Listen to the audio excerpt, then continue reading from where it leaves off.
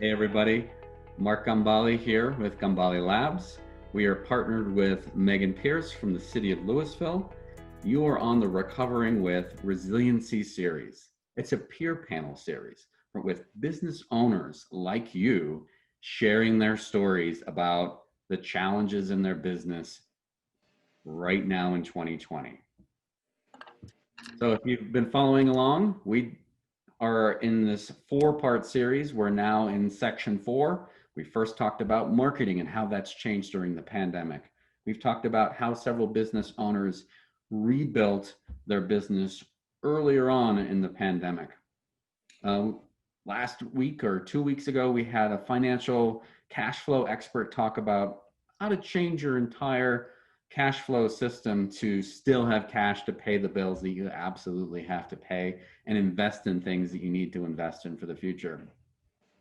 Today, we're talking about business reinvention. We are super excited to be talking about how to kind of pivot your business and really kind of explore the concept of entrepreneurship at its core.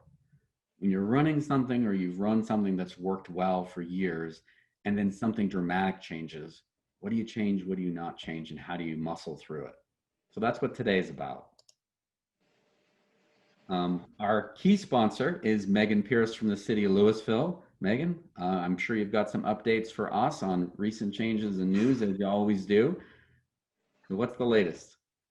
Hey, good morning, everyone, and thank you for being here. Appreciate, Gambale Labs and all they've done to bring this series to Louisville businesses. Just a few updates today, if you want to hit the next slide.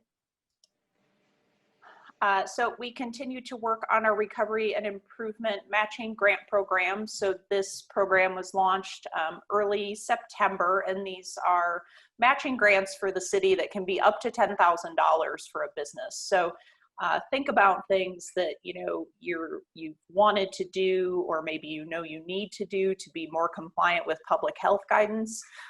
That's what this grant is focused on. So if you need new fixtures, or you want to change the flow of traffic through your business to better accommodate public health, there are some things that we weren't sure whether they were going to be here to stay. And I think we know that at least for the next few months, we need to keep operating under the guidance we've had and try and make it through until there's a vaccine and we have more clarity about long term. So we've awarded about 10 grants so far. Key thing to mention is with these grants, we actually provide the funds up front. So knowing that businesses may not have a lot of cash flow right now and may be struggling to do things that they need to do, once you're approved, you get a check from the city, and then there's really more of an expense reconciliation process at the end. So we've given 10 so far. We have about $95,000 of funding left, and so we'll run the program until we're out of funding. I just encourage people, if they have ideas or thoughts about what they might want to do, check out the website, give me a call, shoot me an email, and I'm happy to walk through whether your project would be eligible. And Megan, from what you're seeing from applications, from the 10 that have already been approved, what are the types of things, if you don't want to share the details, that's fine, but what are the types of things people are doing that are going to really kind of matter and support these businesses in this regrowth phase, this resiliency phase? Yeah, so getting some really creative ideas, and then other things that sort of would have been expected or that we thought about in doing and putting this together. So let's see a few examples. A number of people are working on ventilation, so improvements to their HVAC or some air purification systems, knowing that more things are going to be coming indoors as the weather changes.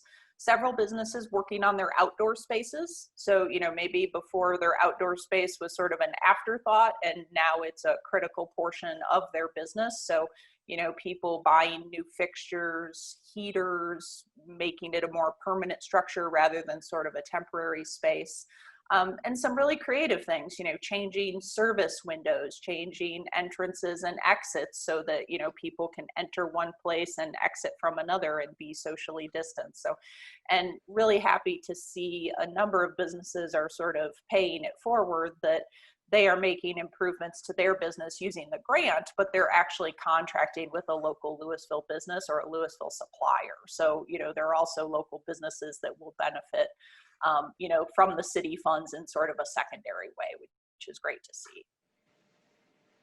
That's really awesome and very encouraging to hear that the creative juices of entrepreneurship, of pulling up the bootstraps and saying, maybe this is possible, and here's a better way to serve the community, to do things safely, and be innovative and resilient. So thanks to you for pushing this program, supporting this program. I know there's a lot of work on you to review these applications and quickly process them and help these business owners pivot to where they need to go. Yeah, thank you. I think I've just got one more slide.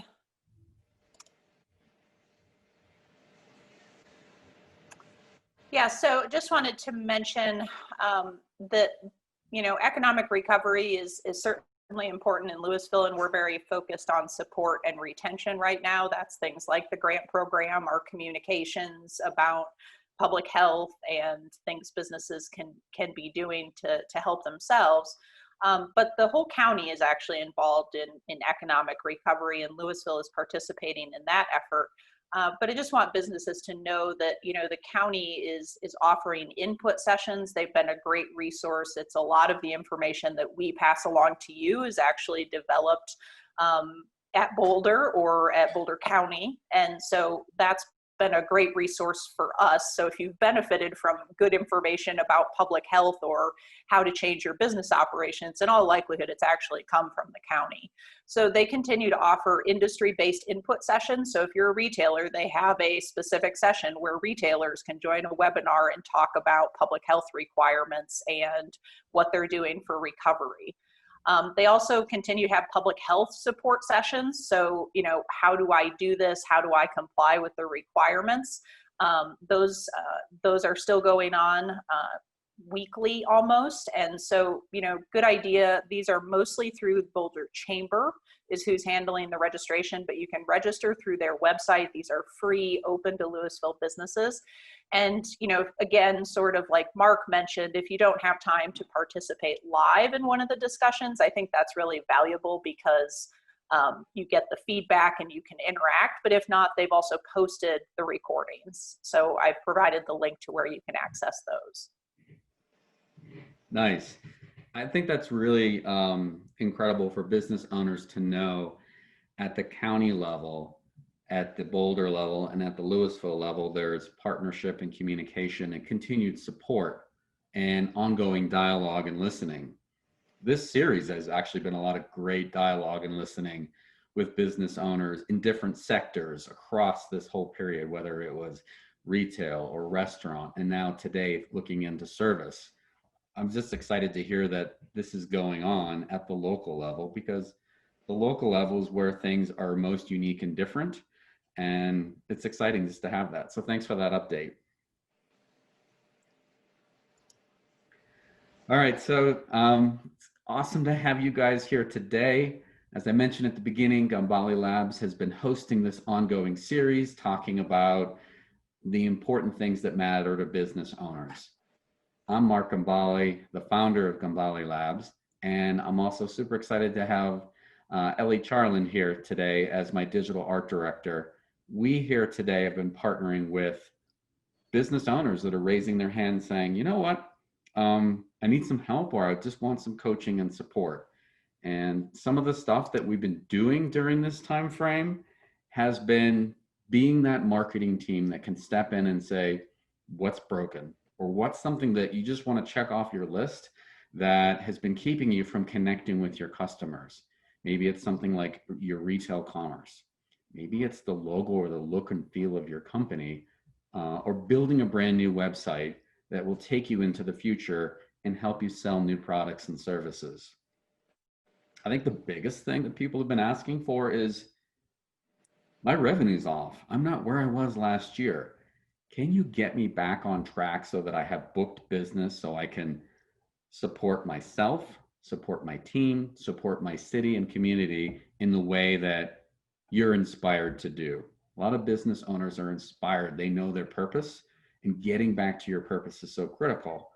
And that's what we're loving to do with the city of Louisville and businesses in the area. Ellie, do you have anything to add to that? Nope, I think you hit most of it. The only other thing that I'll say, and I think you kind of touched on it, is that we really strive to give all the brands that we work with a really strong foundation for growth. So like you said, we want to give you something really solid, a lot of good communication channels, good branding, good websites, whatever that may be. So that way when you do move forward, when that growth does start to happen, you're growing from a really stable place so that growth can go wherever it needs to go. Yeah, that's all I would add. Great. Thanks, Ellie. So today, we're going to focus really in on the story from Jill Mertens from Jules Gourmet Catering. And what is super exciting here is if you think about the industry that Jill and her team are in, it's the big events industry. So it's special events, occasions, weddings, corporate meals, corporate celebrations, national sales meetings. Have those really been happening this year? Well, yes, but in so much a different format. Weddings have switched to small backyard events, if they've been able to do them at all. Some have just been pushed out to 2021 and beyond. And when you also think about corporate meals and national sales meetings, those have become Google Meet events and Zoom events. And guess what? A lot of the business owners, a lot of the workers, the people that were once doing all this celebration of events, whether it's corporate or actual celebrations of life, everyone's in a different space and a place and not sure how to rebuild the lost connections, the celebration, the culture, and the meaning that happens when we sit around the table, look at each other, and enjoy an incredible meal and have a celebration. So I'm super excited to have Jill, the events manager at Jules Gourmet, share her story and talk about what this has been like, just from a reality check, what it's been like to go from before a company that's been known as probably the top quality gourmet chef and events group, not just Louisville, but Boulder County. Their ranking, the Google ranking and the stars and awards they've gotten are so high, but to then have the business literally be pulled out from underneath them. This is the story of change and the story of dynamism. So Jill, why don't you tell us a little bit more about you and what's been going on at Jules Gourmet Catering? Well, not a whole lot currently, as you said.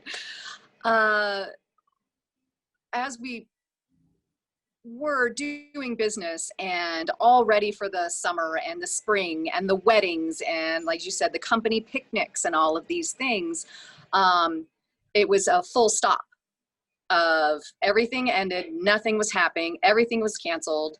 And so, you know, you're talking about the pivots. So what do we do? What do we do when everything is canceled? So we had to lay off some of our banquet chefs and our event staff and all of these things, just to get it down to a core people. We have myself, the events coordinator, then Julie, the owner and salesperson, and a chef. And so what can we do with that number of people to try to make money? So we tried to do smaller meals. So, okay, if we can't have large events, let's feed families. Let's get meals to them during the weekdays so they don't have to worry about cooking. Let's try to talk to some of our corporate customers, some of our clients, and see if some of their people are coming back to work. They need to eat lunch too. It's not going to be 30 people a day like it was, but it's going to be, 5 or 6 a day. Fine. We will make individual lunches to order more in like a restaurant does, which is not anything we've done in the past. So trying to get that word out there that we are focusing on smaller meals, family meals, that type of thing. So that's a big change. And as you said, the weddings, people want to get married anyway, was our thought. You know, I want to get married. I had this huge wedding planned. Now I can't have it, but you know, I want to get married anyway. So we thought, okay, micro weddings. Package, let's build a package for backyard weddings for 10 people, because we're only allowed to have 10 people at a gathering. So it's different than a restaurant where they can have half capacity or, you know, up to 50 people in a room because they're in their tables. For a wedding, everybody's mingling, so we can't do that. So, okay, backyard weddings, 10 people. Now, how do we get the word out there? Of course, is for a small business like us, a major challenge. So, and you had talked about, I don't know what slide we're on, so I can't see that, but you talked about a thorn maybe, or something that we realized that was not good for us. We had a company that we were working with. As you know, we're a small family-owned company. We don't have an in-house marketing guru. What we were working with them to work with our website back end, getting us known, moving us up the Google rankings, this type of thing. But when this hit and everything stopped and we needed critical, immediate assistance to keep our business alive, we got a shrug, and we don't do that. We can't really help you with getting the word out there for that. And so that, you know, made you think, you know, what have I really been paying you for? And I thought, okay. But so that was also, so you've got two pivots. You've got, okay, so we have to change what we do with all of our food, all of our business, everything like this. And then we have to look at our current, you know, marketing and do that as well. And so it was kind of, it's been a little challenging, clearly. We talked about our vendors and the people that we work with.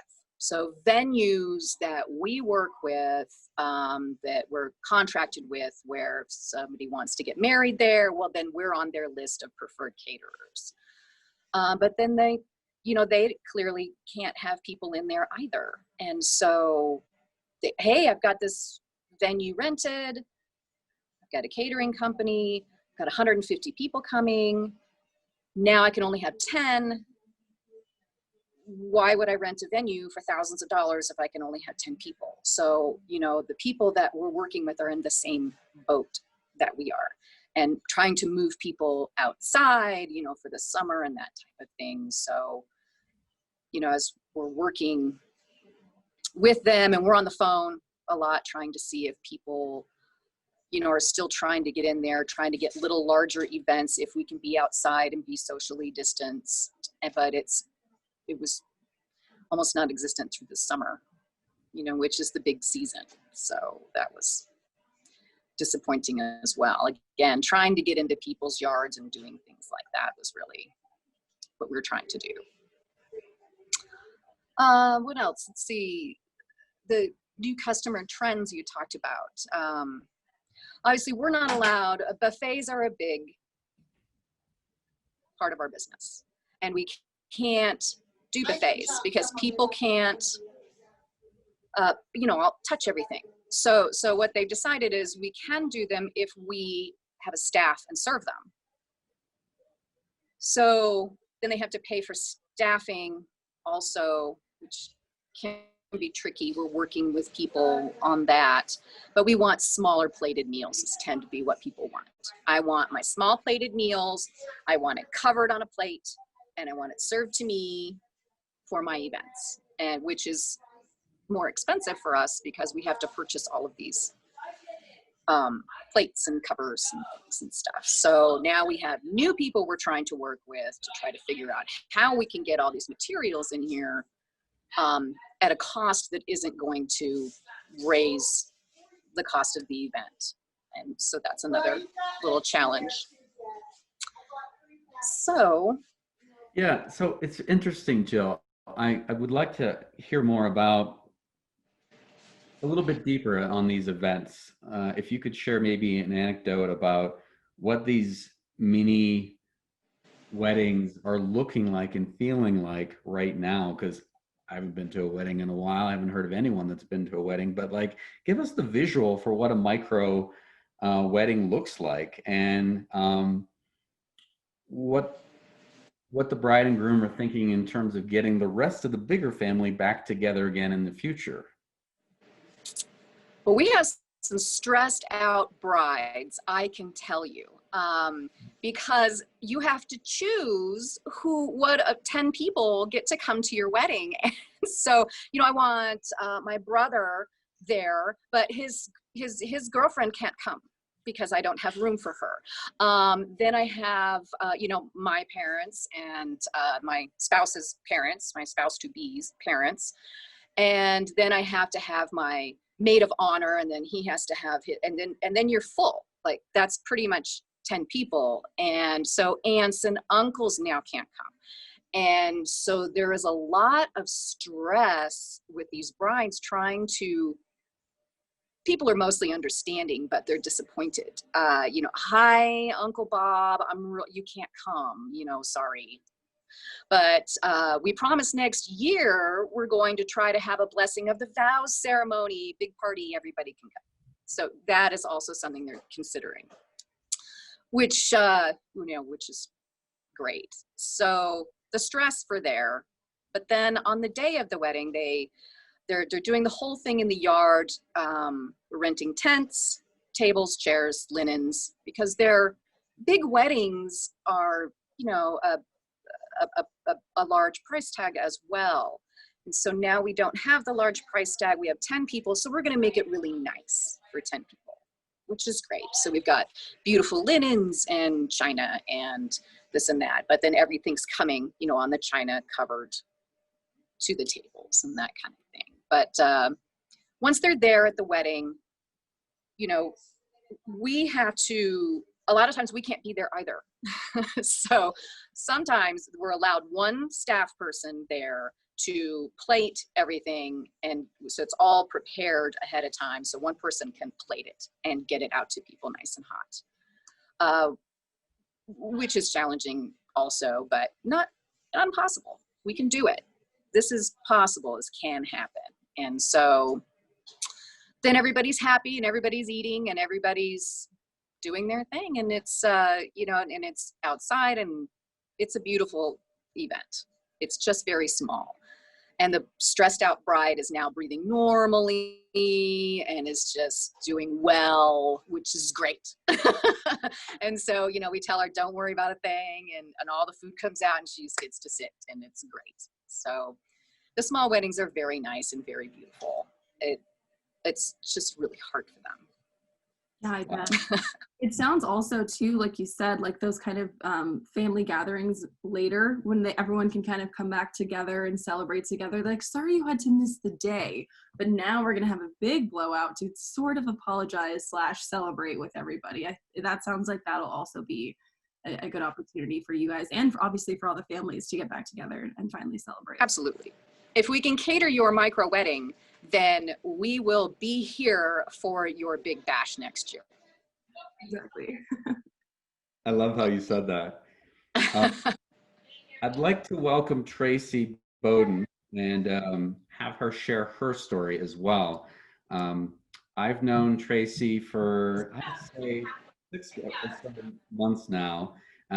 She is the founder of Center Stream Pilates. Some of you maybe have taken Pilates classes in your life, others perhaps not, but what's so essential about that valued interaction in that service in my mind is that we got interrupted this year big time. Our everyday life the flow of what we did literally stopped on March 16th or 17th when we were all told, oh my gosh, everything's in shutdown mode, we're in mask mode, and we're in this new time period. If you were at all involved with Pilates or any sort of exercise class and keeping yourself in motion, getting stronger, getting more fit, or just fixing a back injury, your Pilates world was totally interrupted. I'm super excited to have Tracy share her honest and raw story about what it's been like to own a studio here in Louisville, and talk about the real deal, what that's looked like. So Tracy, welcome. Unmute yourself and share your story.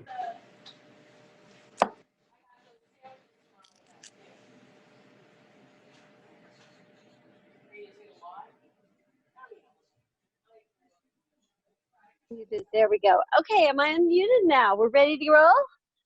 Ready. Okay. What's my story? So basically the story is just that I think I had a solution several months ago when I met you, Mark, and the solution I think has changed 2 times since then. So I closed preemptively before being told to close because I was concerned watching my wonderful community here gather up and chat with one another, even though I had spread out all the equipment in fear that COVID was a serious thing. And only 3 days later, it was mandated that we had to close. So I say that because the community really had the rug pulled out from underneath them. They lean on each other to take their classes together and see each other. And we all know people went through that change with normalness going away. I scrambled right away and got online classes going. I offered my teacher higher pay if they wanted to do it. Some wanted to do it just to keep the studio afloat, and they didn't even want pay. Everybody was trying to save Center Stream Pilates as a community, and we did a really good job. And I think the most heartfelt thing is we kept people feeling like there was a chance that we could be, we'll emerge out of this. We don't know what's going on right now, but we'll come out of it. And then things really got, we all know we went through another stage where we realized this is going to last longer than we thought. So what it boiled down to is, out of concern for a lot of my clients, and many of them are of an age where the COVID complications can be quite serious, we decided to open the studio for each instructor to teach with no other instructor in the room. And that way we could limit contact. We were very stringent with these rules here. I noticed other studios were offering classes, and I couldn't see that happening in here. So we made it through the summer, trying to work off everybody's packages and head towards closing the studio to open a new studio in Louisville that would be a smaller boutique studio. And that didn't really show up. Because there's just not a lot of real estate out there that is affordable to the new business model, which has shrunk a lot. And it takes a lot more time to even give a private session because there's a lot of cleanup. So we kept looking at that model, and basically what it came down to is it's just not the time to sign a new lease and lock down with your clients. I've been able to open the back door and the front door through the summer. But as winter approaches, that won't be a possibility. So my lease was coming up, so it was a good turn of events just to say, let's pull the plug and let's reinvent. And my reinvention happens to be that I've always had a calling to go back out into my greater Pilates community, which is national and international, and work in a more expanded realm on starting up a new online business. And I believe out of that, I can go back to a physical business but for now, there's some clients who are going to see me privately in a small space.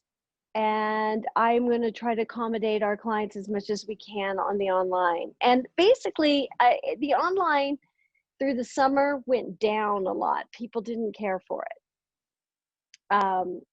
Who could blame them? It's time to get outside. I mean, we've been locked down. And so there were the people who kept coming. So I just kept holding the classes. I was like, oh my God, this is not a class. This is very, it's not enough people. But I did it because I wanted just to prove to everybody I'm still here with you. So we are in the middle of a move right now. All of this is leaving the building in 2 days. And yeah, the main thing I want to share is I scrambled and said, I'm going to take a room in my house and turn it into a virtual live studio with better camera equipment, a better screen, so that while I'm teaching the sessions, I can really see people's bodies and cue accordingly. There's a lot of competition to teach classes, and what I thought would be best is to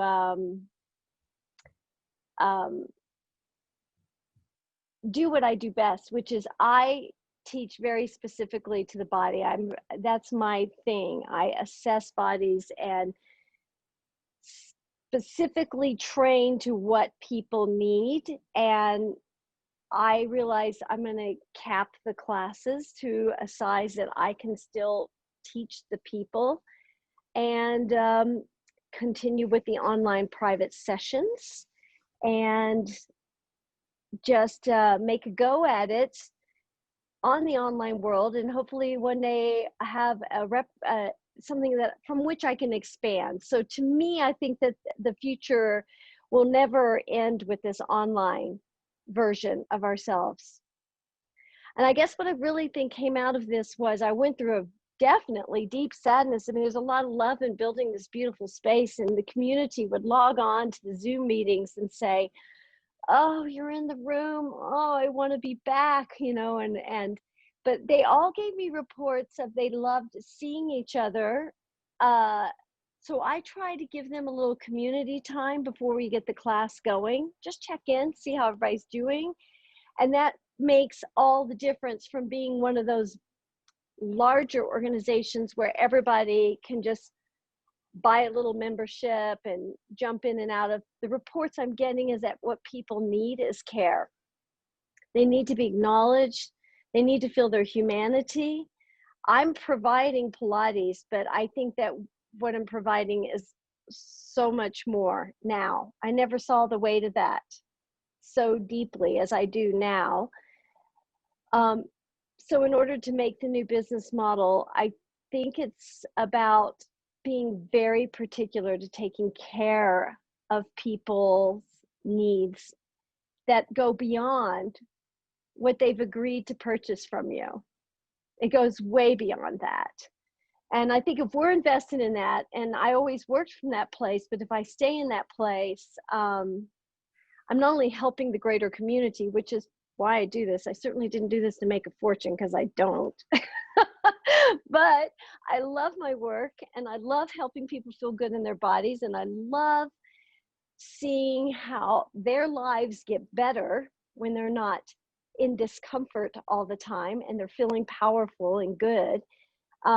So I can't help but think that what better time do we need that than now? So the best way to get to them is through this right now, and limit their time and coach them, you know, like we have, it's not that everything changed. It's not that everything got bad and you have all these things you can't have. You have a different choice to make now. You could go online, and then you could every once in a while see me in person. And then who knows, maybe you become more autonomous and better at moving and feel like the results get even better. And we have noticed that. They miss the equipment, my clients, but they were like, whoa, you know what, I'm pretty good now. And I thought, that's cool. You know, you gotta struggle with your own body, and we're there to support it. And yeah, it's had some really bright moments in it. It's had some dark moments. And I don't doubt that the dark moments won't come in waves still, but I think the more that I'm aiming towards building a business that builds people up, the more I'm sure that that path is going to emerge. And that's basically it. I'm always ready for what am I thinking of? What could be next? What could I do? What are they looking for? Well, they need something beyond Pilates. I have an idea. I'm going to give them a little more community. And yeah, that's basically where we're at. Wow, Tracy, it's pretty interesting to hear your story and have you touch upon care, humanity, and building people up and strengthening them where they're at so they can get to their goals. It's as if COVID, in a way, showed you what your real business model or your real value is. You're not in the Pilates business, you're in the building people up so they can get to somewhere else business. Mm-hmm. It's so true. I think, you know, Joseph Pilates actually said it was mind and body connection, but he talked about how it changes the spirit, and so it's not overtly spiritual work, but yet everybody's emotional body and spirit feels elated when they start feeling good in their body. So I've already seen that before. I've seen grandmas excited to tell me that they got on the floor during Christmas and played with their grandchildren, and they got right back up and they were able to work in the kitchen and their back didn't hurt. And I've had athletes go, I thought it was the end of the world for me and I feel so much better. So it's already been in my work. What I didn't understand though was how I don't think I respected how much it's maybe the most important part of the work, but we do it under this tool of making your body feel better. I love that introduction and that story because you just crystallized really what you guys are all about and what you personally are all about. And I would say, Jill, I have the same question for you. Perhaps before you thought you were in the catering and events business. Now you're literally helping people just celebrate special moments in their life that they can go, 2020 was total hell, but my wedding, my special event. Like, tell me more of your thoughts on that. Oh, it is. It's a phone call from a stressed person who doesn't know what to do and has, finally, I can have my event here, but I can only do this and I don't know what to do, and it's just, we know what to do, and just hearing them kind of relax. Okay. Well, I want to do this. Well, it works better this way, or the protocols are this, because we know the protocols and they do not, because, where Julie's online, doing all of the Boulder County webinars. So we are up to date on what we can and cannot do day by day. And that's a big relief for them as well. And so it's just nice to have people calm down and then see them relaxed and happy in their event. And that's really great. It's really good to be of service because we feed people. That's what we do. And for so many of these people, like, they've probably been so excited for this, like, happiest day of their lives for like so long, and then it gets taken away. And so to your point, it's so nice that even if it's different, that you're able to kind of give them that back. Absolutely. So it makes me think of a challenge question for you, Tracy, that Jill already kind of spoke to. What's sort of a rose that you're just super thankful for from this whole experience? If you can find something positive and mine it out, like, what's that one positive thing? Oh, I think it got really clear to me very recently. I think that the rose is that I got to see what makes me stand out in my industry.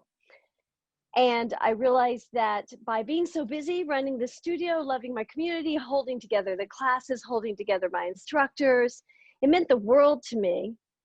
But I was also cheating, I feel like, my local world, my better work. I've studied extensively, and I do a lot of work that PT send to me, people to rehab, and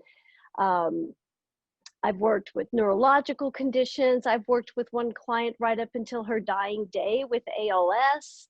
I have a lot of the very special work that I could do better if I wasn't so busy doing all of this. So the rose is that, oh my gosh, I think that maybe I was not focusing on the strongest aspect of my work. And I need to go back over there and nurture that. And then I could see how that plays into the next business model a little bit more. But I don't think I could have seen that while I was busy taking care of everything else here.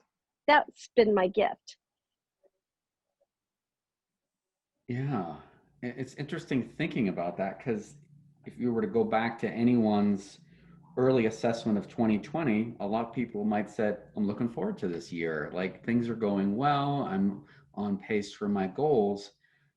But if you think about it, what was the thorn that was just the hardest thing for you getting through this period that you just learned from, and you're almost like super thankful that you've been through that?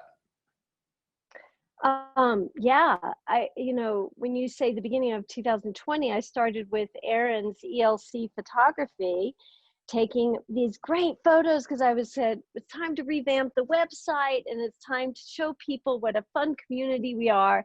And she took these awesome photos, which was going to be on these slides, of my team walking across the street downtown Louisville, and we were like, we're here for you, we love it here. I saw such a different future, and it was about all of them. And the thorn was when everything went crazy and I was doing my best to save them, they also had to save themselves. And so they kind of went in their own directions because people have different reactions to a crisis.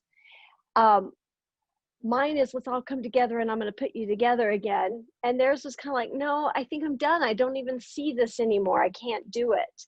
And they went their ways, and that killed me at first. I was like, oh my gosh, I'm so trying for all of you. And how could this happen? I didn't blame them or anything. I just kind of felt like, wow, you weren't in this like I was in this.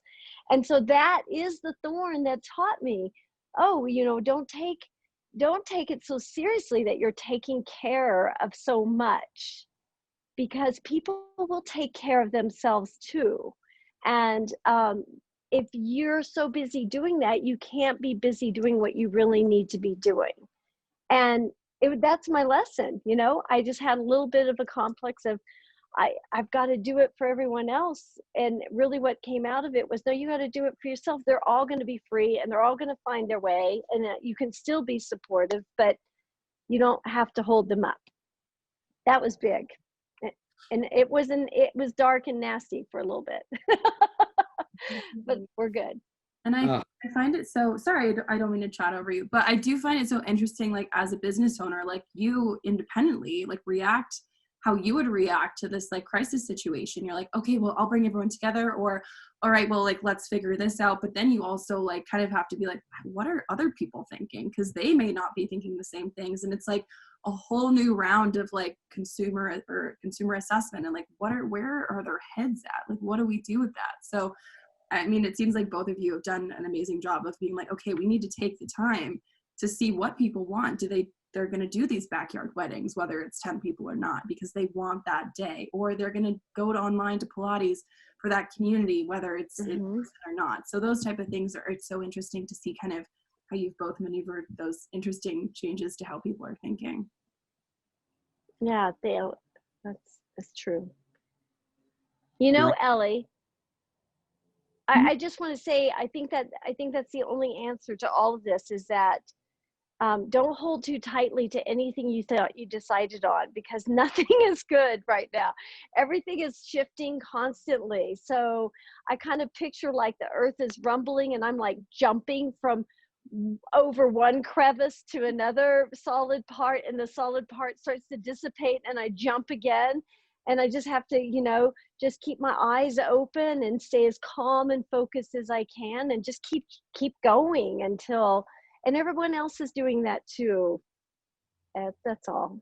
Definitely. And I think, like, to your point, everything is constantly shifting, and the good thing to be doing, and both of you are doing it, and I think so many businesses are, is that, like, you just have to constantly be like asking yourself and your consumers, what do you want? What do you need to see from me? What am I able to provide for you? And how am I able to do that? So whether that's like grants and things from the city, whether that's going online, like boosting your marketing so you can communicate with them. I think everyone's been so creative in the ways that they've figured out how to do those things. And it's been really exciting to see that. Mm-hmm. May I say one other thing? Absolutely. I just feel like the other thing that was very hard for me is I was very hard on myself. Like it's like, you've got to get it together. You've got to get this done. You've got to get that done. And then over time, what I realized was I'm actually in a place of retreating right now, because I realized you're starting to react rather than act. And I am going to shut this down, and I am finishing up the new virtual room. And in my world, that was supposed to be up in July. It did not happen. There was so much going on. So I think taking it easy on yourself too, giving yourself the extra timeline for developing the product you truly want to represent, that as opposed to accidentally going down a path you didn't mean to go down to because you were so busy fighting for what's going to work. I think you just characterized the multiple phases of this whole COVID pandemic. The beginning was you're on this adventure, maybe to use Andy Moxie's words from the first webinar series. He's like, I feel like I just got anointed scout leader. I'm taking 16 scouts up into the mountains. I have no map. I have no plan, barely any food. I don't know what anyone's allergies are, but we're going on this adventure. And he literally said every day he had to roll himself out of bed, put on his bootstraps and go, I'm the leader. I'm going to have to lead us somewhere and figure out the best way to go and hope it works, and do the same thing next day. And I love what you shared there, Tracy, about maybe showing up for yourself first, centering yourself, figuring out your purpose, and then leading from there, rather than trying to serve everyone out there and go, gosh, I'm just exhausted. And how do I get all these alcohol delivery services to my house because I feel like I need something to just cut me off for the day? I mean, we've all just been struggling with this. Absolutely. Absolutely. You can't take yourself too seriously either, because you're going to screw up, and you just got to, every day's new. Every day's new. Forget yesterday. Just keep going with that. Yeah, and I'm curious, Megan, what insights or questions do you have for either Jill or Tracy as you think about, the topics that they've shared today, and the challenges that are just very real for business owners in Louisville, Boulder County, everywhere now?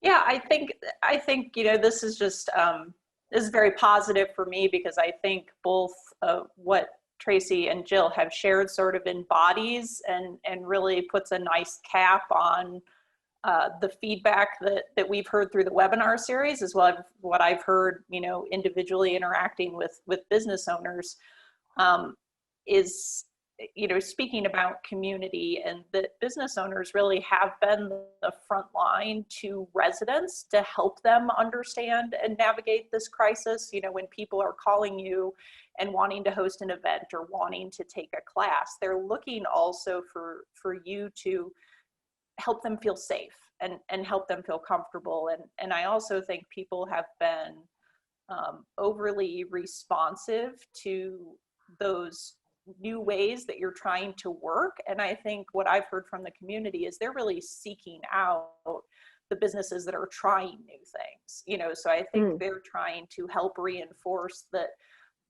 you are taking risks, but you're trying to make it a safe space, and you're trying to figure out something new that works in this environment. And, you know, we at the city have sort of done some of the same thing, you know, with outdoor dining and closing Main Street. We basically asked the council for grace and said, we're going to try it. We'll probably have to do it a little bit differently. You know, we'll get it out there and then we'll tweak it. And, you know, so and I basically asked for a lot of discretion and as you both have mentioned, you know, patience and grace to say, you know, can we go on this journey together? And, you know, we assure you that we will be thinking about public health and how to make you safe. And, you know, then that sort of creates, I think it creates a tremendous amount of community. So I'm sort of wowed by what's been shared today, and very much appreciate that. I think both your businesses are sort of on the front line, helping people feel safe in what is for you a very uncertain environment. Mm-hmm. Yeah, and just to build on what Megan shared there, we've all been to other communities recently, whether it's Boulder or Longmont or other great local cities, and I've seen our outdoor dining and asked other people, what do you think of what Louisville has done? What do you think about what Longmont and Boulder have done? And I keep hearing people point back to Louisville and say, I love this feeling of what's on Main Street. I love that I can walk this zone and see businesses that I can go into or people I can buy from, great food and great community still there. It's kind of fun to actually in the summer have this walking and biking zone and this kind of, I'd call it like an outdoor marketplace. And I just love that you were granted and took the leadership to figure out how to remake downtown Louisville. And what's interesting is that the things that Tracy and Jill are doing are remaking the community as well and helping people find a way to get back to what's important and celebrate what matters. Be fed and be strong and move ahead. It's just incredible to hear your stories, how they parallel everything else that's been going on in this great city of Louisville during this off year. I'm just going to call it an off year. Does anyone even remember? Is this a leap year too? Can we blame it on leap year? Right. An extra day. Yeah. I think it's undefinable. That's Animal, honestly. Yeah. Right.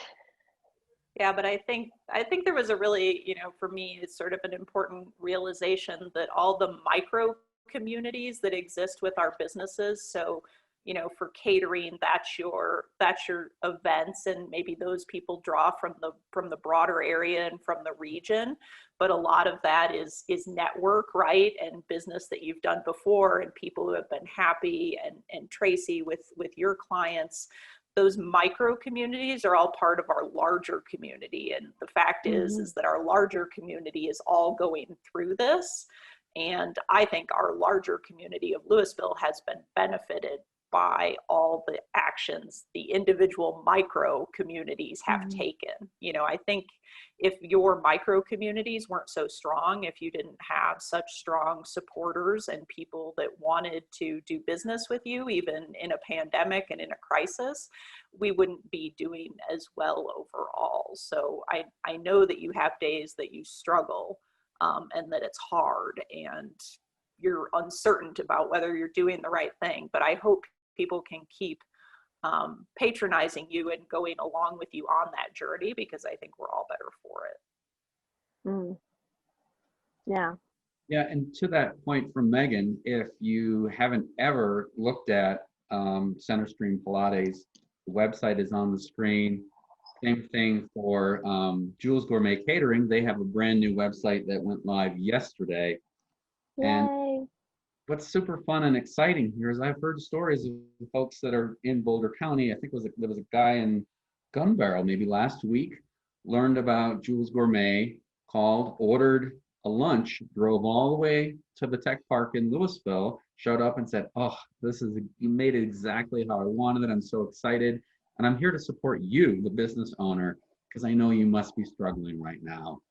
That feeling of supporting local and having a community is especially strong in Louisville and this whole county as a region. It's one of the reasons I actually decided to move here. Is it's a special place that's community and connected rather than, well, I'm in a state or I'm in a popular place that has, some metrics that I like. The metrics that you guys have all shared are almost immeasurable in a way that it's like a feeling. It's like my community's got me. They're calling me and saying, how can I help you? Or are you doing okay today? That's huge. Yes.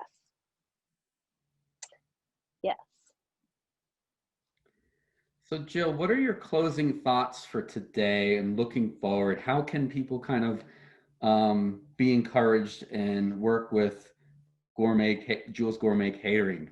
Do you do any sort of like Thanksgiving meals or family meals that are to go to get through this still Zoom period, as well as maybe even just catering a holiday event? Like, can you show up for families if they need help? We can. We're looking into, some people are going to have some family get-togethers, and so that is something we can do. We can show up. We can make it work as far as whatever meal you want, what dinner you want, and we can get it served to you safely and correctly. A lot of people, they don't want a stranger in their home. They want their family in their home, or their bubble, if you will. And for that, we're looking to have, party platters, appetizer platters for holiday parties and get-togethers that can be picked up, or we can drop it off, however you want. So we don't have to be in the house to do that. We have Thanksgiving meals that we've put together that we're going to get out there for people that, you want a full turkey dinner, we can do this, but it's going to be so much better than what you pick up at the Costco, because Chef Jazzy rocks it, and it's so good. And you have different types of entrees, and you can pick and choose, your sides and stuff like that. So that also can be picked up if you don't want anybody in your house. It can be delivered. If you want someone to serve it for you, we can do that too. Again, it's all about, keeping everybody safe, and we can do that in multiple different ways to get people fed. It's awesome. And then Tracy, for people that know you and know this story, or perhaps don't, how can people engage with you over the next few months and support you through this transition? First of all, I just want to say real quickly, my clients deserve huge kudos because they do support me so much. And in this chaos, there's been a whole lot of actually rescheduling constantly. Like, I start a class here shortly, and I'm like, how about 10 minutes later, everybody? Let me fix that real quick. Actually, that was the class trying to start in the middle of this. And I said, let's start 10 minutes late today. And they're always, anything you need, Tracy, we can do this. They've been very flexible. So the way people can support me is stay posted. We are doing, I'm offering a lot more, and I'm offering a lot of very specific video tutorials that people can get into to help themselves as they get locked in on this and this upcoming colder weather coming our way. I think they'll find on the website links to the live stream classes if they like to just play in classwork. And then I'm also offering those private sessions, which surprised me. That's all I can say. I didn't think that you could teach online a private session. And then the next thing I knew, I'm finally studying from a man I could never get on his list because he's so well known, and he's teaching us that he teaches people all over the world online. So yeah, it's pretty remarkable. All you have to do is go to the website and just get in contact, and I'm creating it as I go too. I just want to say that real quickly. So when people say, for instance, I'm just uptight all the time, I really don't need to work out. Can you just make me feel better? I have to create more movement that helps soothe people and soothe their nerves. And I'm bringing a meditation practitioner in to help people with that as well. Yeah, so there you go. It's all on the website, though. You can navigate around or just send out an info, and I'm here. I change all the time.